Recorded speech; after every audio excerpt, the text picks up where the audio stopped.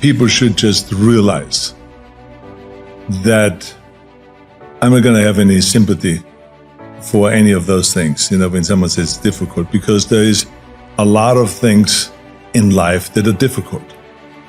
And you have to ask yourself the question right off the top, are you going to be one of those guys that are going to go and back off every time something is difficult?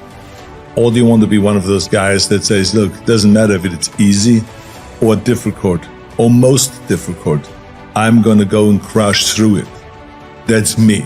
That's the person that I want to be, and I'm going to prove it to myself, and I'm going to prove it to the rest of the world. So yeah, there are certain things that are difficult. It's difficult for people to have a routine, but they just have to go and do that, and they should just work on it, where they go and say, do something very simple. I'm going to go and get up every morning at, let's say, an hour early before they normally get up, and just work on that. And then the next time they work on it and say, okay, I'm going to get up early, and I'm going to go and make my coffee or my tea or whatever, and I'm going to read papers, even though maybe I haven't read the paper yet in the last 10 years. Just add that to you, and don't even ask about it, should or should I not. That's the key thing about the routine, is that you don't ask yourself, should I or shouldn't I? You just do it. In order to be complete, and that's when you really have a 100% chance at being successful. When you have a complete situation, that means that you have developed your body, meaning your health, your strength, your energy, and all of that makes you much more positive, right? Because that's when you wake up, when you feel strong and you feel fit, and you ride the bicycle in the morning, the whole world looks much more bright. So the training of the body, extremely important. The training of the mind, extremely important. This is why I say to people, I say, you got to educate yourself, you got to read something every day, you got to learn a new language, you got to just always improve and look at what can you do to improve your business or your life in general. So to develop the mind, and then to develop the spiritual side and the soul, extremely important also. So if we put those three things together, we have total completion. And this is why the physical training, and I'm not talking about wanting to win Mr. Olympia, no. We're talking about just take some light weights and do your reps. Pump up the body, and get some blood in there. Then go and run. Go and run the stairs. Go and exercise. Go to a yoga class. Do some weight training. Or when you have kids, go out and play sports. Just go football playing and go soccer playing and tennis playing and this, whatever you can. That is what creates kind of life in you, and therefore more enthusiasm, and you have a much more positive outlook in life. The bottom line is that you can train any time of the day. We learned that very quickly. And so I kind of continued on with the tradition. I did 2 hours of working out in the morning and then 2 hours in the evening. And that routine was automatic. I didn't even think about it. My entire time in my bodybuilding career, I always trained twice a day, and never ever did I ask myself the question, should I go today and do the evening training? Or should I get up in the morning? I always got up at 5, 6 o'clock, always. And at 7 o'clock I worked out. The bigger your goals are, and the more outrageous they are, or especially if someone else has never done it, then the people will always say, this is crazy, this will never happen, you cannot do that, it's impossible, and all those things. And so, we have heard all the naysayers and everything like that, and you just cannot pay any attention to that, because it's just the way it is. And so I always feel like, if I can see it, and if I can believe it, then I can achieve it. I have a routine which basically means they do something where you don't have to think much, if at all.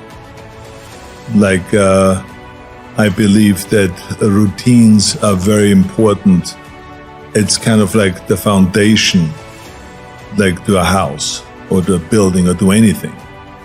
So that means like if I get up in the morning, part of my routine is to get up in the morning at, let's say, 5 o'clock. Then I make my coffee, I feed the animals, I go and read the paper, go through my iPad, see if there are any important messages. So that's part of the routine. I don't even think about that. I also, part of the routine is that I have my bike already mounted on the back of my car. I drive down and then take it off and I ride with the bike to the gym in the morning around 6 o'clock or so. Then I go to the gym and I work out 45 minutes to an hour, so that's also routine. It's always kind of the same thing, in that I do arms and deltoids one day, and the next day I do chest and back, and calves and all this stuff I do every day, and form a little bit, and abs, of course, every day. And then it repeats itself. And I do this the whole week. And then what is also routine is that at night I do some extra cardiovascular work before I have dinner. So I go in my home gym here, I go upstairs and go for half an hour and do the arm cycle, or the treadmill, or the life cycle, or something like that is cardiovascular. And the idea is to burn enough calories so that when I eat dinner then, which is very minimal, that it is, I don't have to really worry about calories or gaining weight, because the older you get, the faster you gain weight and the more the body picks up, because your metabolism is slow. So you have to be very careful with that. So those are kind of routine things that I do. And you try to add as many of those routine things as possible, because you do them without ever thinking about it.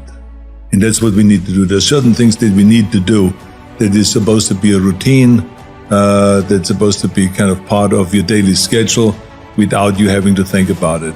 And so that's basically my kind of routine, and I'm a big believer in that. I think the biggest mistake is that you go to the gym and you go through the motion, but you don't really have your mind inside the muscle.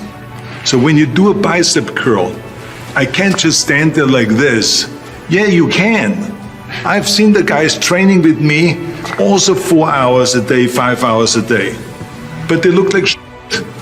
And why did they look like shit? It's because they didn't concentrate. They did the same exercise, but they stood like this, and then they looked sideways, kind of like they were bored, because they didn't even know why they were training.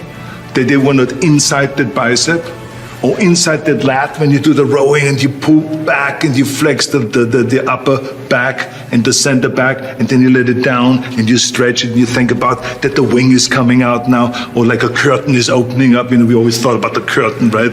This is when we did our lat spread. So you got to think about those things. When you do calf raises, and I do my donkey calf raises, I got to be inside the calves and to make them split, to make them open up when those guys sit on top of it. First 3 guys, then I have one guy jump off, and with 2 guys, then I have another guy jump off, and then there's one guy left on my back sitting and doing donkey raises. Some people looked at this and said, this guy's doing some kinky singing. But anyway, there was something else. It was strange, they didn't know what we were doing. But I tell you got to be inside the muscle. The same is when you do chest. When I'm finished with the bench press, immediately I step in front of the mirror and I flex. I hit the shot. I want to see everything, how it works, right? And the same is with the cable crosses. When you do afterwards cable crosses, I want to always see what happens.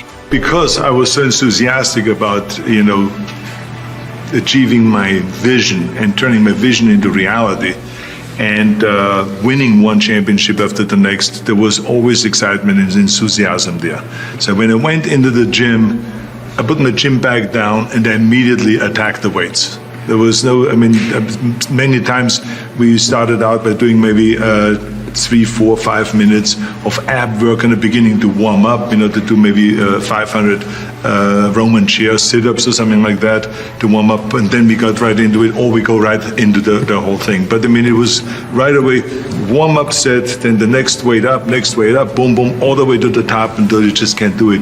And supersetting, everything was always supersetting, and 3 pumped sets and 4 sets in a row, 5 sets in a row. So it really changed on what exercise we did, but it was always all out. And like I said, the training partner was always responsible to challenge you at all times. So that was the thing. I challenged my training partners, if it was Frank Zane, if it was Dave Draper, if it was Sergio Oliva, whoever the training partner was in any given moment, we challenged each other kind of in a fun way, but there was challenge there so that you don't slack off, so you don't give yourself a break.